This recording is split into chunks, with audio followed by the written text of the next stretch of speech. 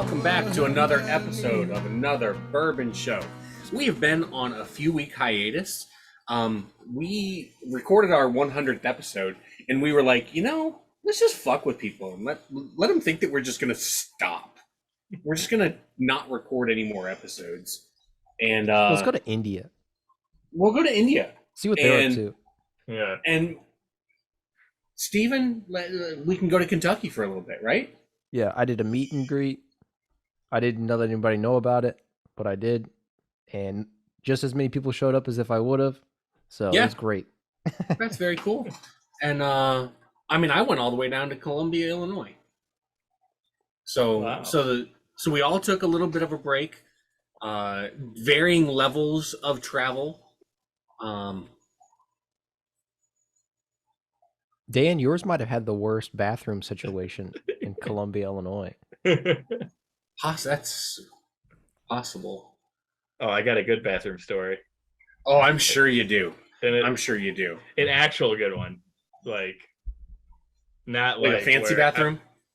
Yeah. And if I could shit there again, I would. Well, let's talk about the whiskey first. We got to tease them with it. That's what we do on our podcast that nobody was missing, by the way. What we do here by the way, I mentioned that wanted people to think that we just stopped. Nobody asked. Not a single person has been like, hey, where are those guys? With the podcast? No, nobody said a fucking word. We're gonna talk. I've talked to multiple of our listeners. I've interacted with them. Nobody said a goddamn word. So every once in a while, people are like, "What do you guys talk about on another bourbon show?" We talk about liqueur for about 10 minutes, and all the while we tease an upcoming bathroom story that our friend has. That's what we do. This time, for once, this is a first. What we're teasing here is a good bathroom. This is new. This is new. I would have expected those stories to be about blood or pus or a nice airplane shit. There might have been some blood, but it was still a nice experience. Okay. It's a low bar. Okay. But tonight we are drinking. See how I just circle it right back? Yeah. We never stray too far away. We are drinking Dough Ball tonight. This is... And they appreciate the mention right next to Ryan's asshole. So, a cookie dough flavored whiskey. What can you tell us about this liqueur, Ryan? Yeah, so obviously with all the hype from Screwball and flavored whiskeys, flavored liqueurs like that, you're starting to see other branches of things. I'm not going to call this like a Screwball ripoff because it's not. It's a entirely different taste. But the market trends, you're seeing all these kind of dessert type whiskey beverages coming out, and the newest one is Dough Ball. So new this year, came out earlier this year, and it's been selling pretty well. Tastes like cookie dough. You're going to see it if you go to a bar restaurant that might have milkshakes on the menu, like a Dough Ball milkshake. It's used in a lot of drinks like that, but a big competitor to Screwball peanut butter whiskey. This is a cookie dough whiskey. So sort of that same playing field. You're going to see it mixed with other cordials like Chambord, or, could even do like Fireball in this as a mixed drink. But it's the gravy train of cookie or peanut butter flavored whiskeys. This is the next one. 35% alcohol, it's 70 proof. So I believe it's the same exact proof as Screwball. It's higher than Fireball. So, it's on the higher end. But it's made of natural flavors and caramel color. Pretty cool flavor. That's a color there too. That's a dog right there. I know you guys are dog lovers. So that's it in a nutshell. Okay. So I can tell you that it is a very syrupy whiskey, very syrupy. And I know this because whenever Ryan shipped this to me, not his fault, This is a faulty bottle or faulty lid. This one leaked, and let me tell you, it was fucking disgusting by the time it got to me. It was just gooey and like it was like you took maple syrup, poured it all over, and then shipped it to me. And again, it's not your fault. I'm not blaming you, but it tells me it's a very, very syrupy whiskey. Yeah, couple days in a box too, spilling over the over the packing. So don't let that hold it against it. I hope it still tastes good and the flavor didn't get messed up because the bottle is slightly opened or whatever happened. I'm comfortable with it. I mean, it's 70 proof. It's 35% alcohol. That alcohol should have killed off any issues, and yeah, I'm sure. Yeah. Well, it smells like cookies, man. It does. It smells like cookie dough. You'll see a lot of these flavor type brands where it doesn't really smell what the aim is for. There's a couple rip off. I don't know what I'm smelling. I gotta give a fucking label rating. Oh shit. I don't know why we're off our game. We went on hiatus and we completely forgot about obviously the most important part of our show, the label ratings. You say the pulse? I said the pull. It's the big pull. Oh, I thought you said the pulse of the store. So I think that I'm just going to come out and say it. We're saying that it's not a Screwball, or you were saying it's not a Screwball ripoff because it's a different flavor. This is 100% a Screwball. I'll say it. This is. Thank you, because I was thinking it. The bottle is like identical. The bottle shape, the label itself, to have the name be, something ball and have an animal on it, which I went on their website and I checked out their story, which was a little weird to me because it looks like they have like a Boston Terrier in some photos, but then that's clearly a bulldog. And then in their story thing, they say they're bulldog.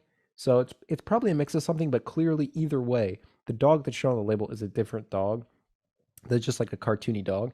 I don't think it's a bad label. I don't think There's it's a dog bad. on that too. Okay, I see. So I don't think it's a bad label or bad branding necessarily, but it clearly has almost everything that it has to owe to Screwball.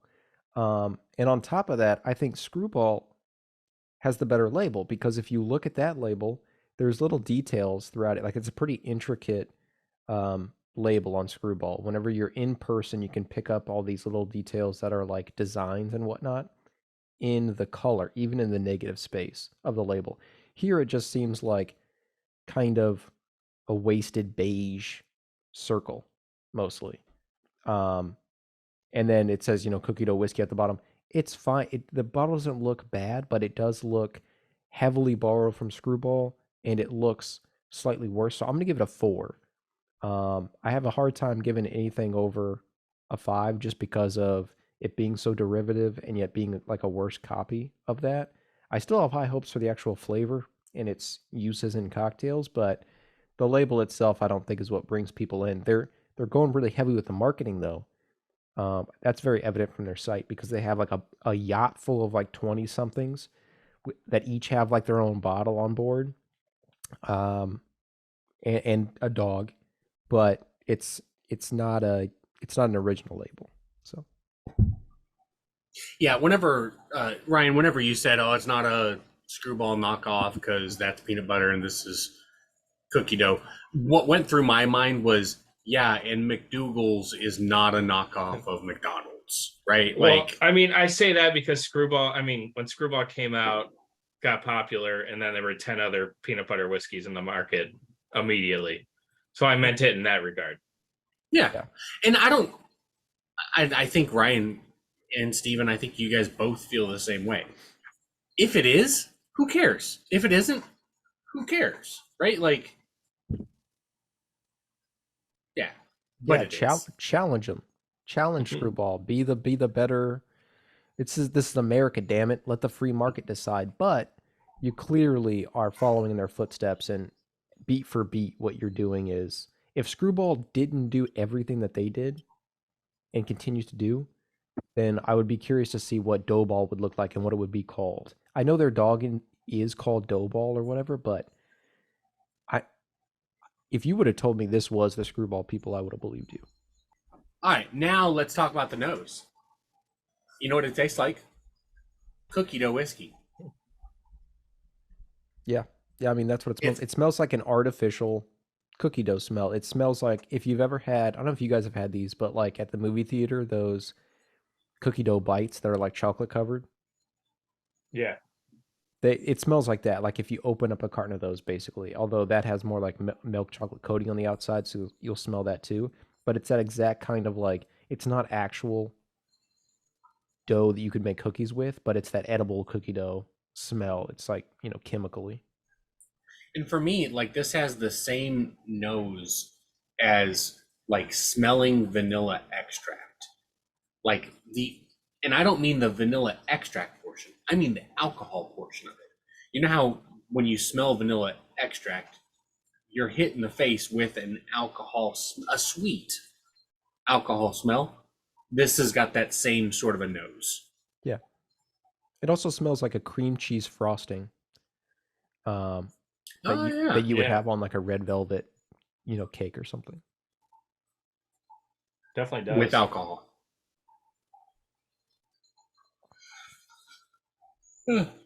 Well, cheers. Cheers, guys. Cheers. 101, baby. God damn, should have done Wild Turkey 101 again.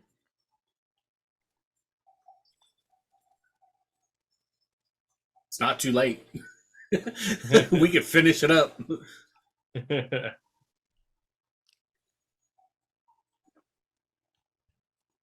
This is pretty goddamn good. I feel like it's easier to drink than there's less of a bite at the end. If you're going for that bite, like if you want to feel that burn as much as you'll get with the cordial, Screwball is definitely the one you're going to want over this one. I feel like this is a lot sweeter, and there's really no bite at all at the end, at least for me. Yeah, I agree. It's got a very it tastes like cookie dough, but specifically chocolate chip cookie dough. Like I get legit chocolate from it. Yeah. Do you think this would waffle? I think this would absolutely. No. I think it would waffle, yes. But I don't think it would waffle as good as the pecan pie because this has more of that vanilla extract liquor. And as soon as that gets heat to it, it's just in your face, alcohol strong. So I don't think I still think pecan pie whiskey is the better waffler. Yeah. Yeah, I think it tastes a lot like a Hershey's chocolate syrup, which is interesting because one of the cocktails on their website that I saw was like a martini that you make with like chocolate syrup. And I think if you did that, I'm inclined to think that was going to be a weird martini texture because it seemed to be like it would be with as syrupy as this is, like you said, Dan. I can't recall exactly what it was, but it seems like that would end up being very, very thick and odd to drink. But I do think it would 100% disappear in there because that's pretty much what it tastes like to me is Hershey's chocolate syrup and then a little bit of like a creamier note.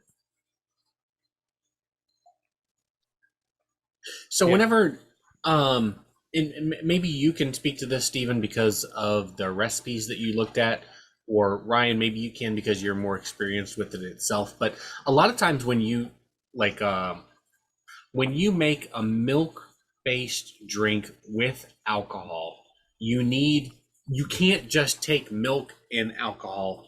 It emulsifies, right? It separates, it turns the milk into a really nasty, like separating the curds from the whey type of a situation. So like you've got to take alcohol and mix it with like a bourbon cream and then add a milk topping to it, right? Like you've got to go through a couple steps here. When you make a mixed drink with this, is the alcohol content low enough that that doesn't happen? Or do you need to go through those steps to make sure that it doesn't separate the milk? Or do you know? I mean, from what I've seen in the milkshakes and everything, I think it's pretty much good going in, and it's fine. I haven't heard any stories of it curdling or anything like that. So, but I'm not going to say that's 100% sure, but it's at a few milkshake bars in Chicago, and I don't think they go through that whole process of separating that to make a cocktail. I think that would take too much time. So I'm pretty sure you just add it right into the milkshake and it's fine.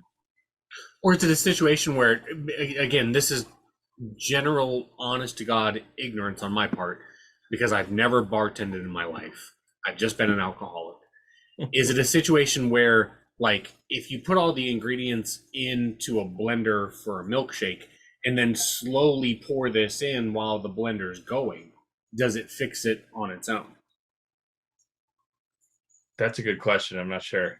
Whereas if you took a glass of milk and poured this straight into it, then maybe it curdles and emulsifies and does all that nasty shit. I imagine, probably putting it in as you're making the milkshake. I mean, did you guys have any alcohol milkshakes at Red Robin, Steven, or no? I don't recall at this point. I don't think so. No. No. I figured they probably would have, but not while I was there. I mean, maybe that's changed. They were kind of just starting that, like burgers and brews kind of like framing up until then. Or like when I was there, like it was at the very beginning of that. Previously, they tried to keep those kind of worlds separate at Red Robin, like kind of kids and milkshakes, and then adults and the cocktails and stuff they would have. Yeah. But yeah, what you're describing makes sense though. Like slowly adding it, I do think makes a difference, because then you have like, it'd be different if you dropped like a car bomb or something like that, for sure. You went on a hell of a trip. 16 days. Like, how many countries in 16 days? Yeah. I'm not going to, I'll kind of count the layover country because it's where I had a really nice shit. Count layover countries if you left the airport. See, I didn't, but the shit was so good that I had to count it. So I'm sorry, I got to break the rule on that. UAE, India, Bahrain. 7 countries. Okay. 7 countries. Over 16 days. Started in Dubai, which was awesome. That Burj Khalifa building, it's unbelievable how tall that thing is. You just look at it, you're like, Jesus. From there, we went to India for about 4 or 5 days. My wife's family's. So went there, met a bunch of her family, got out of there, flew from Hyderabad to Bahrain airport, which is the nicest airport I've ever been in. They're kind of like a Dubai Junior, I feel like Bahrain. Like they're kind of going for that same vibe. So I go in, I mean, there's like a Rolex store, Tiffany, they got all that shit in there. I'm like, God, this is nice. There's a TGI Friday, so it was the real deal.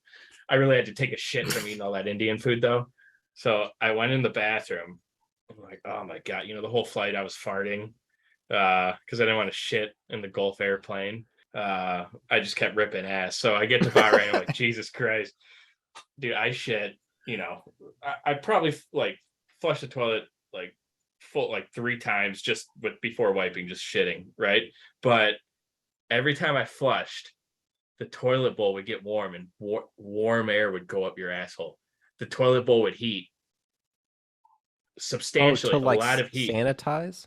I don't know. It was like just full heat going up my ass. So I'm like, oh my God, so I wipe, I clean up, and then I just sit my ass down and I flushed like 5 more times. Just let that hot air go up my ass. It was unbelievable. Did you get a colonic? Did you accidentally go into a colonic area? I was in awe. I came out of that bathroom like that was the best toilet. That was the best shit I've ever had in my life. I want to go visit Bahrain because of that bathroom. You should seal your ass shut until the next time you're back in Bahrain. Dude, it was. Dude, I'm not. I wish I could take you guys there to shit. I really do. It was. I've never seen anything like it. You know, they got the bidets and everything. It wasn't like a bidet situation. It just the toilet bowl got very hot. It like I don't know if it was like steamy, not from the shit, obviously, but just from the heat in the toilet bowl. I don't know, dude. It was. I'm gonna have to look it up. It was awesome. Yeah, it was please awesome. Please do, and like give us any information you find out, because to me, that does not sound very sanitary. I don't know. Like, I mean, neither's my ass, you know. So that like heat. And okay, so in order for like to kill germs and bacteria, it's got to be really fucking hot, like really fucking hot. Yeah, now I think about maybe like, because it's weird, like all like over like when you flush the toilet, there's a wall and there's like a big square thing you hit on the wall and then it flushes the toilet. Like the toilets don't have things on the side to flush. It's all connected to a wall. So maybe the water, because shit doesn't really get clogged in those toilets because so much water goes down. Yeah. So maybe that water was just steaming hot that would go down, and maybe that hot water flushing, the steam from it went up. Whatever they were doing was right, though, dude. I just searched while you were talking. I searched Bahrain toilet heat, and the first result was Bahrain records hottest July in 115 years. So this seems like not an official thing, maybe, and climate change is the son of a bitch. Yeah. The highlight of my trip was shitting that at that airport. Okay. And then going to the TGI Fridays after. Well, of course you did. Yeah. After that, Milan. Milan was really cool. We flew into Milan. Okay, so which country had the best food? You know, not Switzerland. Because everything is borrowed from other countries, right? Switzerland is mini, like it's 3 mini countries. Yeah, it's like Germany, France, and Italy. Exactly. And yeah. So, and that was cool. If there was one part of the trip, like Lugano's beautiful, Zurich was cool, but it was so expensive. We should have skipped that part. But the views on the train were awesome, which kind of made it worth it. But I had some chicken in Portugal that was awesome in Lisbon. That was phenomenal. But I mean, obviously the Italian food was great. And it just shows you, like, people are like, oh, you know, it's so expensive to travel, but it's not expensive to eat in other countries.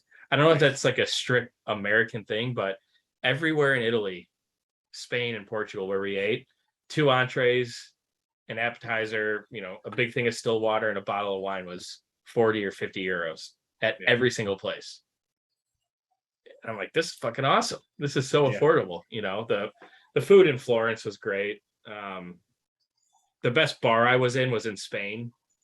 In Barcelona, there's a really cool like old time bar, but that was the one thing I felt like was lacking in Italy. There was no like cool dive bars. Everything's a fucking restaurant. So I wasn't really digging that, but it's not the vibe they want, right? I guess not. All right, so we're back, and we all, even though it's 9:50 p.m., which is not unusual for me to be drinking coffee at 9:50 p.m., but we all now have coffee. And we all have some dough ball in it. Did you do anything other than like coffee? Like, how did y'all make yours? Yeah, just coffee, pot of coffee. I'm having decaf, so, but that's the only difference. I just have like, 1.5 ounces of dough ball and then like 4.5 to 5 ounces of coffee, just like what their website says. Okay. And I'm doing like a double espresso cappuccino with, let's call it 2 ounces of dough ball. Yeah, let's call it that. Ryan, what about you? I am doing a hazelnut coffee with dough ball. Okay. Well, out of my Keurig, so cheers. As fancy as you guys. Cheers. Cheers. You got a Christmas Spider-Man on yours, Dan? Yeah. Okay. I don't have any more questions. Thank you. You're welcome.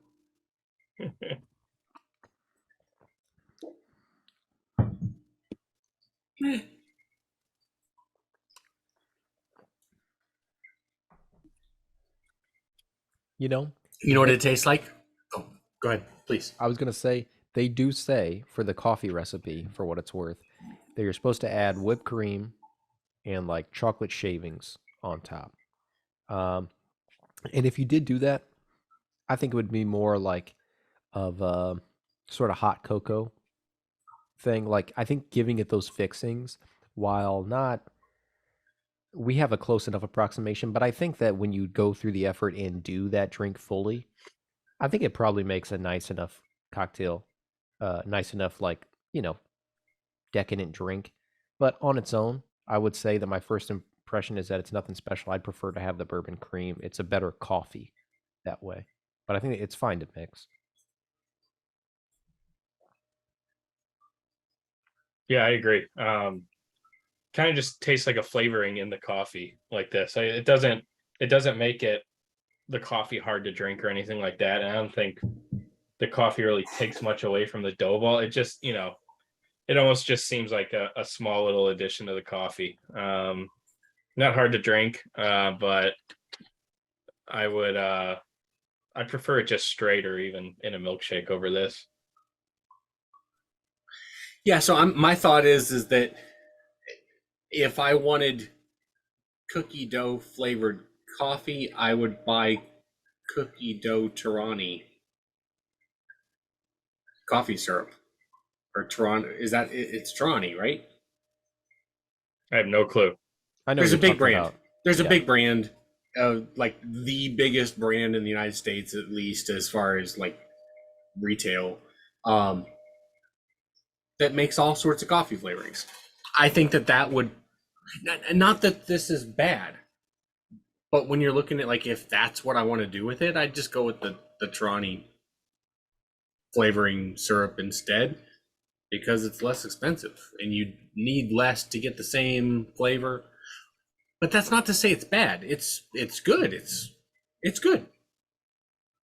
Yeah, I definitely go for the Irish creams, the bourbon creams and coffee more than this or Screwball or even like Jameson or Jet, regular whiskey and coffees. I want to like it's nice. You don't have to like with this. If I had a like any sort of creamer that goes in, I feel like it would make it a little bit better. But what's nice with the bourbon creams and the Irish creams, you don't need to add a creamer in after you put the alcohol in. I think with this, it's black coffee with alcohol in it, which any whiskey really doesn't do it for me. And Let I alone think that the real issue cordial. to me is that if you buy this, you're wanting the cookie dough aspect of it, and I lose that entirely with the coffee.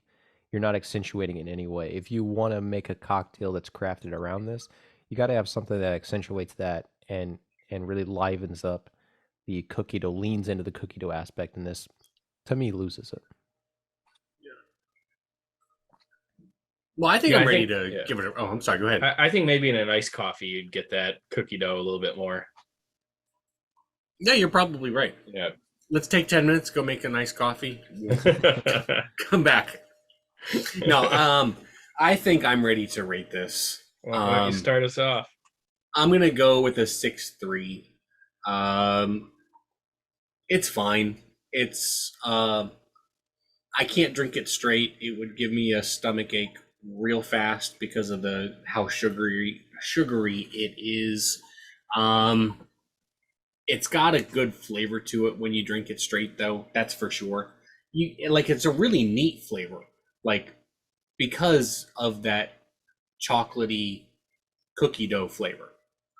So if you like chocolate chip cookie dough, which most people do, then you're gonna like it. Problem is what you do with it then, right? So like in a milkshake, probably really good, but I don't drink many milkshakes. That's because I In drink a- them, dude. I drink What's them that? up. It's because I drink them, dude. But it's just my thought is just the like I've never been I don't know if this sounds good or if this sounds bad, but Um, if I'm in the mood for a milkshake, I want a milkshake, not a milkshake that's going to get me buzzed. If I want to get buzzed, I'm going to start drinking liquor. Very rarely am I like, let's join these two together. Like, that's just not a thing for me. I'd be much more apt to drink a White Russian if I wanted a desserty type of a flavor. Um, the coffee, it's fine, but it's nothing special. So yeah, I go with the 6.3. I'm not hating on it, but I would grab Screwball over this 10 times over. I would grab, yeah, there's a ton of flavored whiskeys out there that I would grab over this. But that's just me. So 6.3. I can go. I was right there with you, Dan. I'm going to go with 6.2. Between the two of them, I'd probably prefer Screwball for sure. I think it's a little more versatile. Goes into cocktails just a little bit better. I really do like milkshakes though, so if I had a milkshake with this in it as opposed to the coffee, I think it'd be great. That chocolate flavor that you get with the cookie, like the chocolate chip cookie dough, that it's really good. And I don't think it's and obviously products like this are going to have an artificial-esque aspect to them when it comes to the taste, but it really does have that, like, I don't know if you guys ever went to Papa Murphy's and bought their cookie dough growing up. No, but I'd go there. Their pizza sucked, but they had pretty good cookie dough, and that's what this reminds me of. Like the edible cookie dough at Papa Murphy's Pizza. So when you're in that kind of mood for it, in a milkshake or even just drinking it straight, I think it pairs better with cold drinks. I think the hotness of just the overall hot temperature of coffee kind of drains out that cookie dough flavoring, and it just tastes like a sweet cup of black coffee, if that makes sense. So if you're going to pair it with something, do it on the cold side. When it comes to cocktails, I think it's a little too sweet for like a Screwball Old Fashioned or Manhattan that they make. The rye whiskey offsets that Screwball. I think this is a little too sweet to do something like that, but I'm going to go with 6.2. It's not something I drink every day, obviously, but there's a lot worse cordials you can drink that will make you feel a lot worse than this one. Yeah, I'm going to go with a 6.4. So I liked it a little bit more than you guys. I was in between a 6.4 and a 6.5 the whole time. I think I'm going to dock a little bit of a point for what I think is maybe a bad choice of cocktail for this particular drink. And since it was one of the top cocktails that they recommended, I just feel like, like Ryan said, it's probably less versatile than some of the other spirits that are competing right about the same proof and right with the same feel like Screwball. Again, it might not be going for the peanut butter aspect, but whenever I'm thinking of like a decadent, I will find something that Screwball goes with over probably buying this again. I will keep it in mind, but almost all of it is like a chocolate related cocktail, and that's just not something that I typically go for. And when I do, I would probably go with like Kahlua first. Because I feel like it has sort of that same type of notes to it. So this might even be like third on the list of things I would go to of those flavors. But that being said, it's still third probably for me. So I think it has its place. And if you are looking, the same type of people who'd buy like the Godiva chocolate liqueur or something like that, you probably, there's people that it tastes like chocolate, tastes like cookie dough. So if you like that, I think that it's you already know you're interested. It's in your wheelhouse. You'll find something to do with it. I just think that Screwball again has a little more going for it, like Ryan does, and that straight up tastes like peanut butter. They probably tout that they use peanut butter or like peanut butter oil or whatever it is, and peanut oil in it. So the co-founder's a chemist, so they are apparently able to make it taste more peanut buttery because of their background. Yeah. So for whatever reason, it just seems like this is to me like the little brother, and that's how I'll always kind of think of it to Screwball. But it has its place. 6.4. Yeah, I think that That's fair, and I think it's interesting that we were all in that same exact ballpark, right? Like, there have been other liqueurs that we rate really high because it's like, wow, this is really good, right? And this is not bad. I don't want to tarnish them in any way, shape, or form, but Ryan, something that really struck me was what you said as far as like gravitating towards using it in cold drinks. And it's funny because that's exactly where I was going with when you asked about will it waffle. The heat in conjunction with it, it's just like a blast of like the vanilla extract type of alcohol, and it buries the flavorings of what it is you're drinking.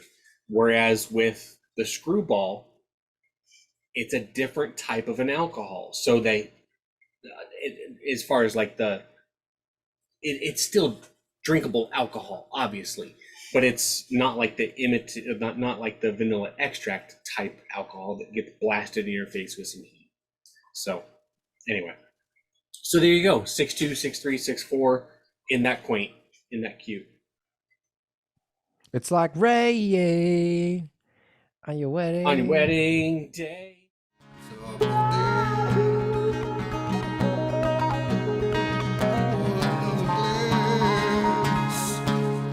Another bourbon show.